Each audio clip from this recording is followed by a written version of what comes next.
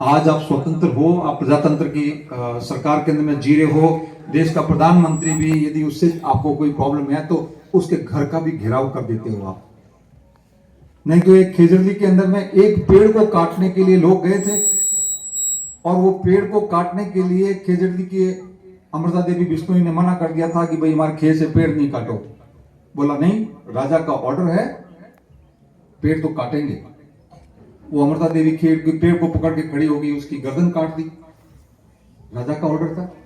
उसकी बेटी आई कि नहीं, मां को कैसे काट दिया, तो दोनों बेटियों को काट दिया तलवार से। और ऐसे करते करते 363 लोग उस खेजड़ी के एक पेड़ को बचाने के लिए आए, परंतु 363 लोगों का सिर कलम कर दिया। आज एक आदमी को कोई मार दे तो सरकार को लेना का देना पड़ जाता है, सरकार हिल जाती है। ये प्रजातंत्र की ताकत है।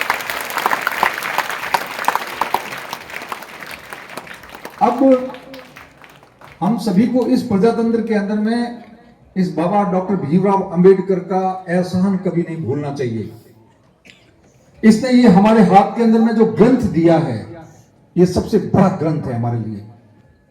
ये यदि ग्रंथ नहीं हो हमारे पास में तो दूसरे ग्रंथ बेकार है। उन ग्रंथों का उपयोग हम नहीं कर सकते जब तक ये स्वतंत्रता प्राप्त करने का डेमोक्रेसी का ग्रंथ हमारे हाथ में नहीं हो। और ये डेमोक्रेसी का ग्रंथ जिंदा तभी रहेगा जब आपके अंदर में क्वालिटीज होगी, आपके अंदर में एबिलिटीज होगी, आप पढ़े लिखे होंगे, आपके अधिकारों को समझेंगे, आपके ड्यूटीज को समझेंगे, अपने कर्तव्यों को समझेंगे। भारत के भविष्य का निर्माण आज स्कूल और कॉलेज के कमरों में हो रहा है। 1964 के अंदर में उन्होंने ये कहा था और वो चीज आज भी वैसे ही लागू है कि भारत के भविष्य का निर्माण आज स्कूल के और कॉलेज के कमरों में हो रहा है।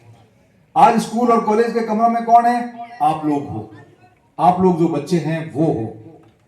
तो आप लोग जो बच्चे हो उसको ये मत समझना कि आप सिर्फ अपने मां बाप के बच्चे हो।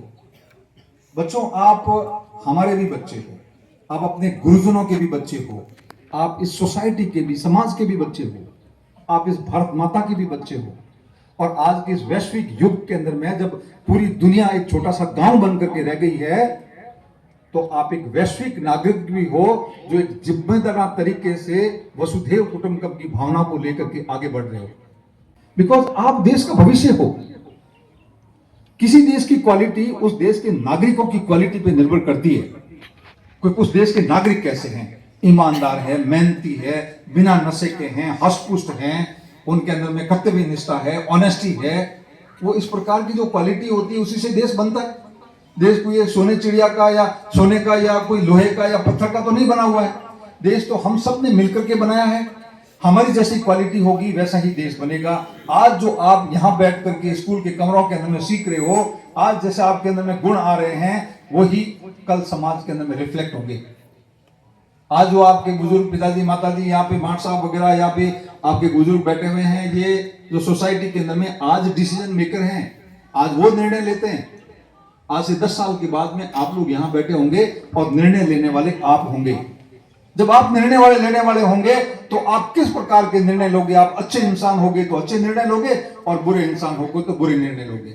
अभी कति साहब ने बोला है कि आप तस्करों को बुला करके माल्यार्पण यहाँ पे स्टेज के ऊपर में करोगे तो अपने बच्चों को एक गलत तरीका का मॉडल आगे बढ़ने के लिए दे रहे हो। आप अच्छे लोगों को, शिक्षाविदों को, अच्छे पढ़े लिखे लोगों को, धर्मगुरुओं को, आप समाज सेवकों को, अच्छे एजुकेशनिस्ट को, टीचर्स को, ऐसे ऐसे लोग जो समाज के अंदर में कुछ दे रहे हैं, कंट्रीब्यूट कर रहे हैं, बच्चों को एक अच्छा एक बिहेवियर सिखा सकते हैं, उनको देख करके बच्चे कुछ सीख सकते हैं, प्रेरणा दे सकते हैं, ऐसे लोगों को स्टेज के ऊपर में बुलाना चाहिए, उनसे कुछ सीखना चाहिए। बिल्कुल ठीक कहा कति साहब ने।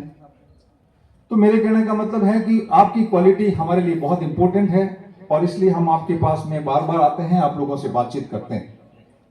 बच्चों, आप लोग सभी इंटेलिजेंट हो, आप सुपर इंटेलिजेंट हो, इसमें मुझे कोई डाउट नहीं है, क्योंकि मैं साइकोलॉजिस्ट हूं। मुझे पता है कि हर एक बच्चा जिसके शरीर में किसी प्रकार का कोई नुक्स नहीं है, वो बच्चा किसी भी लेवल तक की अचीवमेंट कर सकता है यदि वो बच्चा समझ जाए तो। और उस बच्चे को सपोर्ट मिलना चाहिए पेरेंट्स की तरफ से। ये जो बुजुर्ग या माता पिता बैठे हैं, उनको भी सबको ये सुनने की आवश्यकता है कि जब बच्चा पढ़ाई करने के लिए जाता है तो आप सिर्फ मार्क्स साहब के भरोसे बच्चा मत कीजिए। जो पढ़ाई जो सिस्टम है उसके अंदर में माँ साहब का भी इतना रोल है, स्कूल का भी इतना रोल है, समाज का भी इतना रोल है और माता पिता का भी इतना रोल है। माता पिता का भी बराबर रोल है। कहते हैं कि किसी भी बच्चे के लिए मां पहली अध्यापिका होती है।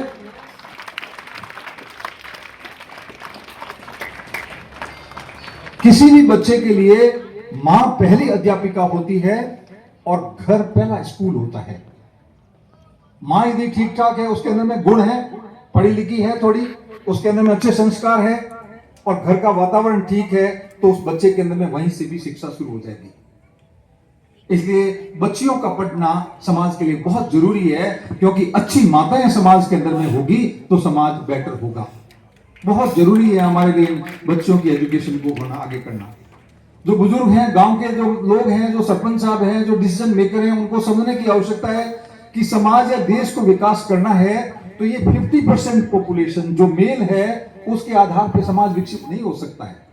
100% पॉपुलेशन, ये और ये, मेल और फीमेल, आदमी और औरत, जो कि 100% पॉपुलेशन बनती है सोसाइटी की, उन सबको एजुकेट करेंगे, उन सबको अच्छी तरह से पढ़ाएंगे, सबका अच्छी तरह से पालन पोषण करेंगे, सबके अंदर में संस्कार डालेंगे, तभी समाज विकसित होगा। पूरी दुनिया के अंदर में 3 प्रकार के देश है: विकसित देश, विकासशील देश, अविकसित देश। विकसित देश वही है जिनके अंदर में आदमी और औरत का पूरा पूरा रोल होता है देश को आगे बढ़ाने के अंदर में, और आदमी और औरत कंधे से कंधा मिला करके देश के विकास के अंदर में भागीदार बनते हैं। विकासशील देश वो है जिसके अंदर में आदमी तो ठीक ठाक बढ़ गए हैं, परंतु औरतों की एजुकेशन की तरफ में ध्यान नहीं दिया, तो औरतें विकास के अंदर में पूरी भागीदारी नहीं निभा सकती है। परंतु वो थोड़े से समझ गए हैं और औरतों की एजुकेशन के अंदर में, गर्ल्स की एजुकेशन की तरफ में थोड़ा सा बढ़ रहे हैं, तो उन देशों को विकासशील देश कहते हैं। और अविकसित देश वो हैं जिन्होंने आज भी गर्ल्स एजुकेशन की तरफ में, विमेन एजुकेशन की तरफ में ध्यान नहीं दिया है। यदि आप चाहते हो कि हमारा देश विकसित हो, आप चाहते हो कि भारत विश्वगुरु बने, आप चाहते हो कि भारत 7 ट्रिलियन की इकोनॉमी बने, तो हमको इन बच्चियों को बहुत अच्छी तरह से पढ़ाना पड़ेगा। और ये समाज की और माता पिताओं की और गुरुजनों की और हमारे समाज की सबकी कलेक्टिव रिस्पॉन्सिबिलिटी है।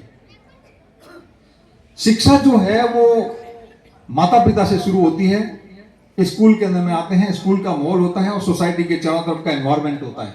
बच्चा किस एनवायरनमेंट के थ्रू गुजरता है। बच्चों को ज्यादा से ज्यादा पढ़ाएं, लोगों को व्यसन से, गलत धंधों से या उस प्रकार कुरीतियों से, जिस प्रकार के जो चीजें होती हैं उनको सोसाइटी को उनसे मुक्त करवाएं, ताकि हम पूरी सोसाइटी को एक अच्छा एनवायरनमेंट दे पाएं, तभी जाकर के हमारे देश का विकास हो पाएगा। नहीं तो हम विकास एक सपना रह जाएगा, हम विकास नहीं कर पाएंगे। बहुत जरूरी है हमारे लिए। कॉन्स्टिट्यूशन डॉक्टर भीमराव अंबेडकर ने हमारे हाथ में दे दिया।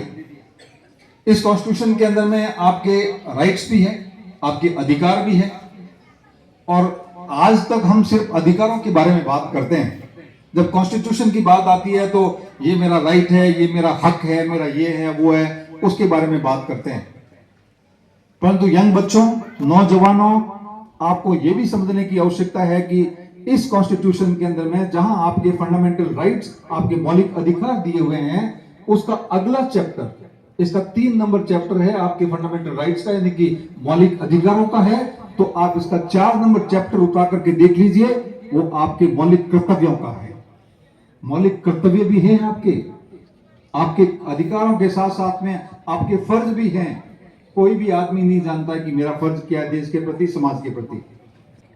गरीबी और अमीरी के बीच की खाई कैसे कम होगी, ये हमको चिंता का विषय है। समाज के अंदर में ऐसी कुरीतियां हैं कि उस कुरीतियों के मतलब पुराने जमाने के अंदर में मृत्यु भोज की मैं बात करूं तो मृत्यु भोज, मैं भी आपके सामने 58 साल की उम्र का हो गया, मैंने देखा है कि मौत के ऊपर में सिर्फ खटा खींचड़ा खाते थे। उसके बाद धीरे धीरे लाठिया गुड़ आया, लाठिया गुड़ डाल करके लाठी बनानी शुरू कर दी। लाठिया गुड़, थोड़ा सा लोगों के पास पैसा आ गया, लाठिया गुड़ हटा दिया और अच्छे वाला गुड़ डालना शुरू कर दिया। फिर उसके बाद और पैसा आ गया लोगों के पास, तो गुड़ हटा दिया, उसमें चीनी डालनी शुरू कर दी। उसके बाद में चीनी डालनी शुरू कर दी, उसके बाद में एक टाइम की जगह 2 टाइम बनाना शुरू कर दिया। उसके बाद और पैसे आए तो उन्होंने चीनी के साथ, मीठे हलवे के साथ में, चीनी के हलवे के साथ साथ में नुक्ती भी बनानी शुरू कर दी। और थोड़े पैसे आए, उसने चक्कियां भी बनानी शुरू कर दी, उसके बाद में 3 सब्जियां भी बनानी शुरू कर दी, उसके बाद पूड़ियां भी समूह कर देनी है, उसके बाद घेवर भी बनाने शुरू कर दिए, और पता नहीं हम कहां कहां बढ़ते जा रहे हैं। आज मौत के ऊपर में मौत को हम जश्न के रूप में मनाते जा रहे हैं। हमारी मानवीय संवेदना है कहां गई? एक गुनो बकरियों मर जावे जको उन बकरियों 2 दिन तक पानी को पिए नहीं, कुछो को खावे नहीं।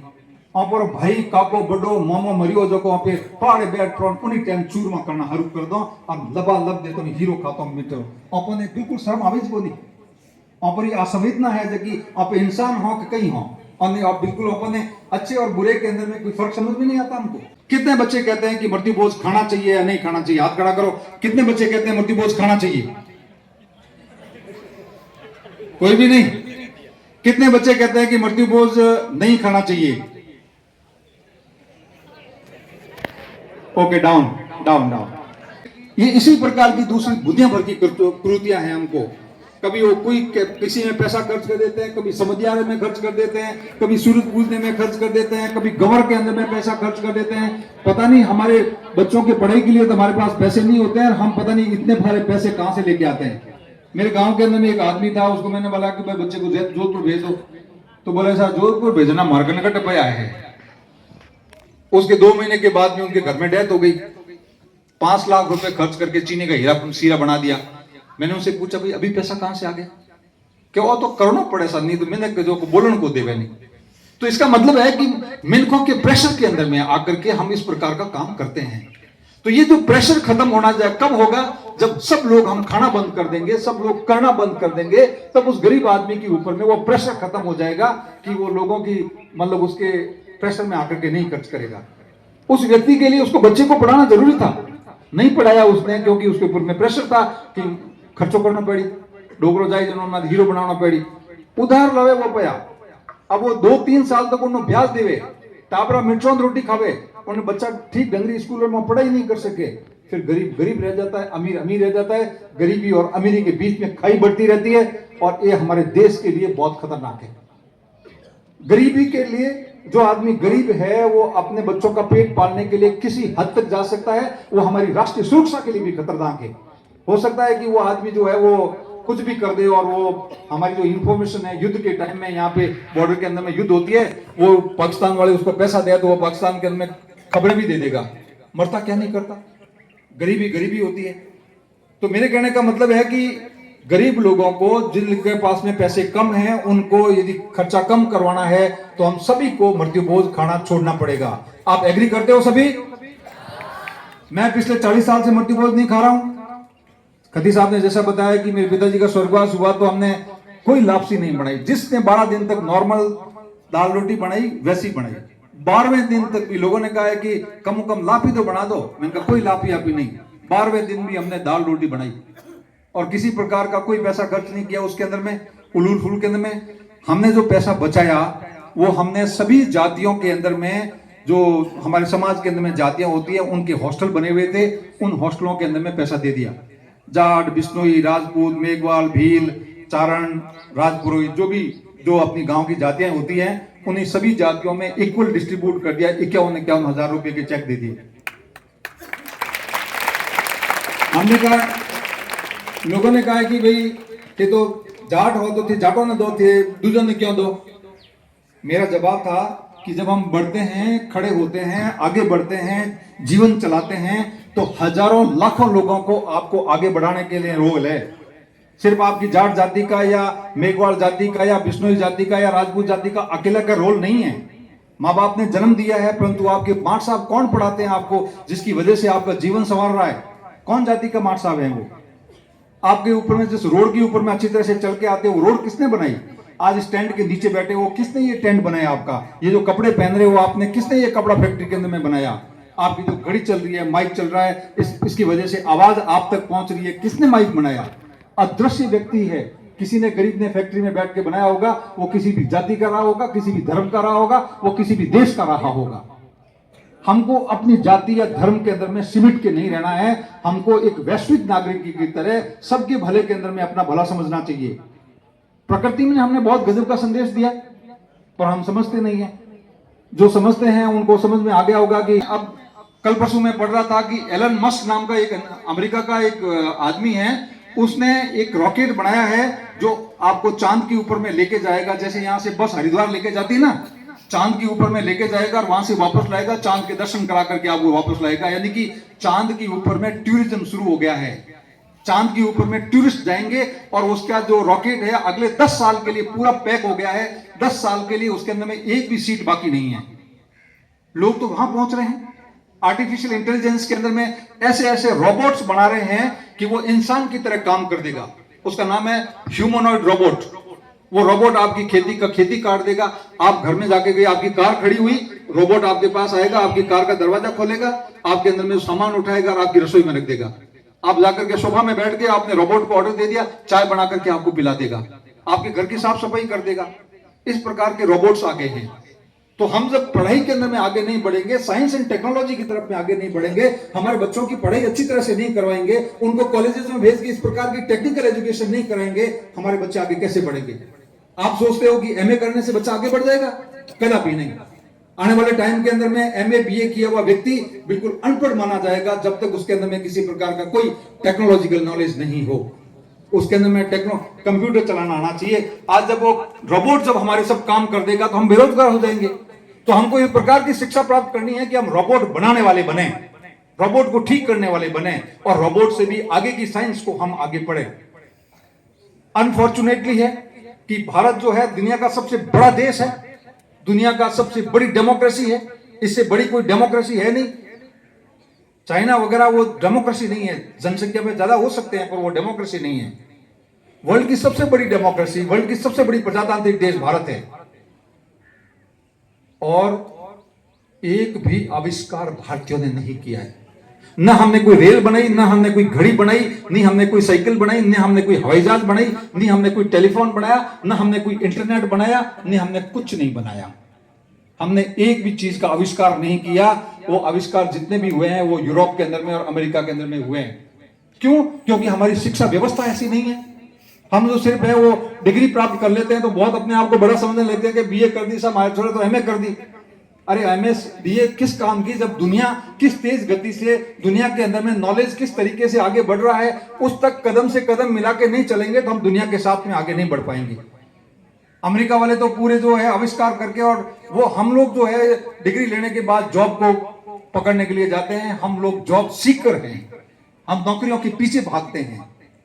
हमको हमारी शिक्षा व्यवस्था को इस प्रकार से टर्न करना है कि हम जॉब सीकर की बजाय हम जॉब क्रिएटर बने, हम नौकरियां देने वाले व्यक्ति बने। हमारे अंदर में इतने अच्छी प्रकार का ज्ञान हो, इतना अच्छा एंटरप्रेन्योरशिप का नॉलेज हो, हम ऐसे इंजीनियर डॉक्टर क्रिएट करें कि हम नौकरी लेने की बजाय 10 आदमियों को नौकरी देने वाले बने। और वो तभी हो पाएगा जब समाज का शिक्षा के ऊपर में खर्चा ज्यादा बढ़ेगा। अब मर्ती बोझ बंद करने के लिए क्या है कि सर टापरों ने तो पढ़ा हुआ, नहीं सर टापरों नहीं पढ़ाते हूँ, मैं तो मर्ती बोझ ही करते हूँ। उन लोगों को यह पता नहीं है कि पैसा कैसा खर्च होता है पढ़ाई के अंदर में। जो शहर की कम्युनिटीज है, माथुर साहब है, महेश्वरी साहब है, वो तो अपने बच्चों को अमेरिका में भेज के 1 करोड़ रुपए की फीस भर करके अमेरिका की टॉप मोस्ट यूनिवर्सिटीज के अंदर में पढ़ा रहे हैं। वो तो बच्चे आपसे आगे निकलेंगे ही निकलेंगे। और आपके माँ बाप जो है और हम लोग गांव के लोग हैं, इस प्रकार की कुरीतियों के अंदर में पड़े हुए हैं कि हमारे पास पैसा हो नहीं हो, हम लोन लेके कर्जा लेकर के अपने बच्चों के ऊपर में कर्जा चढ़ा करके वो उसको हमारे मरने के बाद बच्चे 10 साल तक उसका ब्याज भुगतते रहेंगे। इस प्रकार के चीजों को हम पकड़ करके बैठे हुए हैं। जैन समाज के अंदर में 3 दिन का 12वां होता है। 3 दिन के बाद में जाकर के दुकान खोल देते हैं। हम पूछते हैं अपने जैन फ्रेंड्स को कि यार मैं तो 12 दिन तक बैठा रहा हूं भाई, 3 दिन में क्यों खोलो? तुम्हारा जैन समाज है दोस्त है क्या ऐसा थे तो 12 दिन तक बैठा रहो, पर मैं 3 दिनों ज्यादा बैठा मैं 12 दिन तक बैठ रहो तुम्हारे हैं ग्राहक जाई पर आपस में बैठा रहा हूं ठंडन गोपाल। 12 दिन के बाद हमारे पास दुकान में तो कोई को आवे नहीं। उनकी मजबूरी है कि 3 दिन के अंदर में सब कुछ खत्म करके वापस जाते हैं और अपनी दुकान खोलते हैं। महेश्वरी समाज, माथुर समाज बहुत अच्छे दोस्त हैं हमारे। हम जाते हैं, कोई चाय तक के लिए नहीं पूछता है, वो चाय के लिए भी पूछते हैं कि चाय पीनी है। ऐसा मौत जहां होती है वो इतना पूछते हैं कि चाय चली। अब यदि एक बार गर्दन हटा देते हैं कि चले को नहीं, तो दोबारा आपको कोई चाय के लिए भी नहीं पूछता है। और उनके मौत के ऊपर में 10,000 15,000 से ज्यादा खर्चा नहीं होता है। उसके अंदर में वो संस्कार दाह संस्कार वगैरह वो सब शामिल है। कोई भी उनके घर में पानी पीता नहीं है, क्योंकि मौत है, दुख है। दुख को बांटने के लिए जा रहे हैं, हम दुख देने के लिए नहीं जा रहे हैं। यदि हम उस आदमी के ऊपर में खर्चा कर रहे हैं, उसका ऊपर में कर्जा चढ़ा रहे हैं, तो हम उस दुख बांटा क्या है? हमने तो उस आदमी को दुख दे दिया, उसके बच्चे उस दुख को भुगतेंगे। तो इस बीच को हमको समझने की आवश्यकता है कि ये चीजें हैं बड़ी खतरनाक है, ये समाज को नीचे रख रही है, समाज को बर्बाद कर रही है। और उसी के साथ साथ में जब ये मौत मृत्युबोध होते हैं तो हम 500-700 इकट्ठे हो जाते हैं, वहीं पे अमल घोटना शुरू कर देते हैं, वहीं डोडा घोटना शुरू हो जाते हैं। बाबा बैठा हुआ है वहां पे और बाबा के साथ में उसका पोता भी बैठा हुआ है। जब पोता बैठा हुआ है खाक में साथ में, तो बाबा जब अमल घोट रहे हैं तो पोता देख रहा है, और बाबा वो बीड़ी भी पी रहे हैं, बाबा फ्री की मिली हुई सिगरेट भी पी रहे हैं, और वहां पे जो 3 तरह की कॉफी आ रही है वो भी पी रहे हैं, चाय भी पी रहे हैं। तो वो जो नशा का जो जाल है वो उस छोटे से बच्चे की आंखों के सामने चल रहा है। तो बच्चा देख रहा है कि यार इनमें तो बाबू ही पियन, मोमो ही पियन, बुड्ढो ही पियन है, हैंग पियन, इन बात किन मजो वेला जन ही पिए। जन वो उस बच्चे के दिमाग के अंदर में बचपन से ही वो चीज बैठ जाती है कि नशा अच्छी चीज है। जब उसके दिमाग में सब ऐसी बैठ जाती है तो बड़ा होकर के वो भी नशा करता है। जब देखेगा तो नशा करेगा। हमको जजम के ऊपर में किसी प्रकार का कोई नशा, बीड़ी, सिगरेट, अफीम, किसी प्रकार का कोई नशा नहीं होना चाहिए। हमारे बच्चों की आंखों के सामने नशा नहीं पड़ना चाहिए। शहर के पढ़े लिखे आदमी यदि सिगरेट भी पीता है तो वो घर में घुसने के बाद में कभी सिगरेट नहीं पीता अपने बच्चों के सामने। ऑफिस के अंदर में भी किसी दूसरे के सामने आदमी को सिगरेट नहीं पी सकता है। कानून बना हुआ है कि आप दूसरे को दिखा करके सिगरेट पी रहे हो तो आपको जेल जाना पड़ सकता है। सिगरेट पीने के लिए अलग से रूम बना होता है, अलग से कॉर्नर बना होता है, उस कॉर्नर में जाकर के आपको सेपरेट सिगरेट पीना यदि पीना है तो। क्योंकि दूसरों को दिखाएंगे, दूसरे का मन हो जाएगा सिगरेट पीने का, इसका मतलब आप दूसरे को नशेदार कर रहे हो। तो ये जो चीजें हैं बच्चों, आपको सब सीखने की आवश्यकता है, समझने की आवश्यकता है। आपके अंदर में इस प्रकार के अच्छे संस्कार आएंगे। आप जब अच्छे गुण वाले व्यक्ति बनोगे, देश के मजबूत नागरिक बनोगे, आप मानसिक रूप से मजबूत होगे, तब देश मजबूत बनेगा। के काम करके खदी साहब की मैं बहुत अप्रिशिएट करता हूं, मेघवाल समाज को बहुत अप्रिशिएट करता हूं कि उन्होंने एक बहुत अच्छी योजनाएं चला करके, जिसके अंदर में उन्होंने एक क्या गोद योजना, अध्ययन गोद योजना चलाई है कि अध्ययन गोद योजना, जिसके अंदर में जो पैसे वाला आदमी होता है किसी बच्चे को पढ़ाने के लिए गोद लेता है कि मेरे पास पैसा है, एक बच्चे को पढ़ाने के लिए मैं गोद ले लूंगा, इस बच्चे की पूरी पढ़ाने की मेरी जिम्मेवारी है। क्या गजब की योजना बनाई है। पैसे वाले लोग इसी प्रकार समाज को ऊपर लाने के लिए योगदान दे रहे हैं। इन्होंने मृत्युबोध वगैरह सब तकरीबन बंद कर रखा। खदी साहब से भी मेरी बात हो रही थी कि वहां इस साइड के अंदर में अपना वो कौन सा एरिया, धोरीमना एरिया के अंदर में 90% लोगों ने मृत्युभोज खाना छोड़ दिया, मृत्युभोज करना छोड़ दिया है। और इस प्रकार जो पैसा बचता है वो सामाजिक संस्थाओं के अंदर में, शिक्षा के अंदर में लगा रहे हैं। तो ये समाज, आने वाले समाज, जब समाज का पैसा शिक्षा के अंदर में इन्वेस्टमेंट होगा, आने वाले 15, 20, 30 साल के अंदर में देख लेना, इनके समाज का बच्चा हर जगह पे अच्छी पोजीशन पे होगा। क्यों? क्योंकि आज ये पढ़ाई का पैसा उस पढ़ाई के अंदर में लगा रहे हैं। पढ़ाई के अंदर में लगाएंगे तो निश्चित तौर से बच्चे वो नौकरियों में भी जाएंगे और खुद का व्यवसाय भी बनाएंगे। जरूरी नहीं है पढ़ने के बाद आदमी नौकरी पे जाए, पढ़ने के बाद आदमी व्यवसाय करे तो 10 लोगों को नौकरी दे देता है, परंतु पढ़ाई जरूरी है और पढ़ाई से ही उसका दिमाग खुलता है। तो बच्चे की साइड के अंदर में किताबों की अलमारियां जरूर नजर आती है। कोई भी आदमी इंटरव्यू देता है टीवी में, बड़ा आदमी चाहे जयपुर में दे, दिल्ली में दे, बेंगलोर में दे, कहीं भी दे, तो उसके पीछे किताबें नजर आती है। इसका मतलब है कि वो पढ़ा लिखा आदमी है, उसने किताबें पढ़ी है। माँ के पेट से कोई सीख के नहीं आता है, जैसा आप पढ़ोगे उसी से आपका ज्ञान बढ़ेगा। अमराराम जी बोस और कालूराम जी माली, इनका नाम आपके सामने लेना चाहूंगा। ये जो आपके गुड़ा बालानी के अंदर में बहुत बढ़िया काम हो रहा है। मैं समझता हूं कि हर गांव के अंदर में इसी प्रकार के काम होने शुरू हो जाएं, और जो गांव के पैसे जो फालतू के अंदर में बर्बाद होते हैं, वो पैसे इस प्रकार के पुस्तकालय स्थापित करने में और जो इस प्रकार के सेंटर स्थापित करने में, जो स्किल डेवलपमेंट सेंटर होते हैं, ऐसे यदि डेवलप करने के लिए हम लगा दें तो भारत बहुत जल्दी विकसित हो सकता है। यदि हम चाहते हैं सही मायने के अंदर में ईमानदारी से कि हमारा देश विकसित हो, तो इस प्रकार के काम करने पड़ेंगे। और मैं आप सभी से निवेदन करना चाहूंगा, गांव गांव ये लेकर के मैसेज जाए कि अमराराम जी के और कालूराम जी के इस मिशन के अंदर में मदद करें। अपने 100 रुपए, 500 रुपए, 200 रुपए, 1000 रुपए, जो आपकी जितनी क्षमता है उसे हिसाब इसके अंदर में डोनेशन करें। अपने बर्थडे पे करें, अपने मैरिज एनिवर्सरी पे करें, जब भी खुशी होती है उससे करें। 100-50 रुपए से कोई फर्क नहीं पड़ता है। इन्होंने जो है 1 करोड़ रुपए की लाइब्रेरी खड़ी करने का इन्होंने एक प्रण ले रखा है। 1 करोड़ में से तकरीबन 50 लाख रुपए इसके अंदर में लग चुके हैं, जो लोगों से 100 200 500 रुपए इकट्ठा करने के लगाए हुए हैं। मैंने भी अपने पिताजी के स्वर्गवास में 51,000 रुपए इस लाइब्रेरी के लिए ट्रांसफर किए थे कि मैंने सोचा कि बहुत अच्छा मिशन है जो हर जाति के, सर्व धर्म के बच्चों को, सर्व जाति के बच्चों की पढ़ाई के लिए काम आएगा।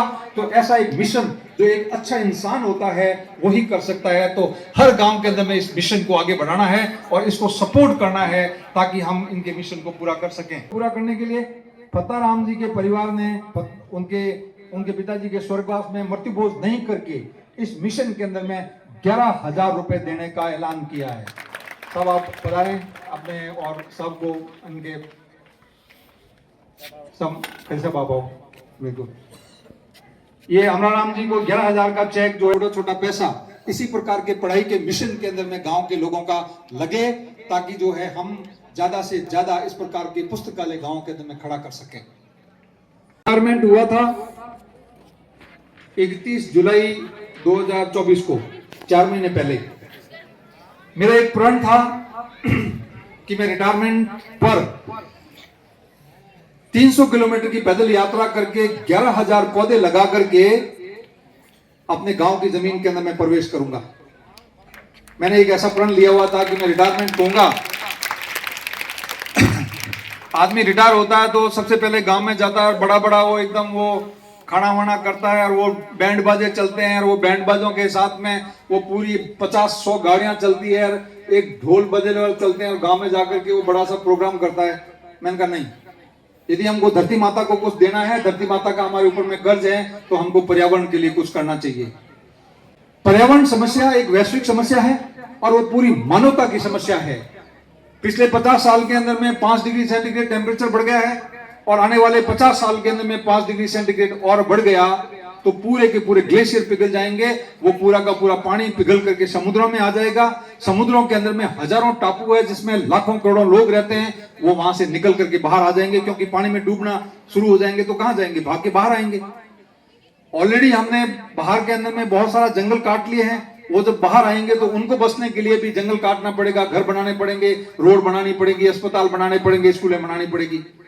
दुनिया के बड़े बड़े शहर समुद्रों के किनारे पे हैं, वो भी पानी के अंदर में डूबना शुरू हो जाएंगे तो वो भी वहां से निकलेंगे और जंगलों को फिर काटेंगे, पेड़ और कम पड़ जाएंगे और जो धरती के ऊपर में एक तरह से दुष्चक्कर शुरू हो जाएगा।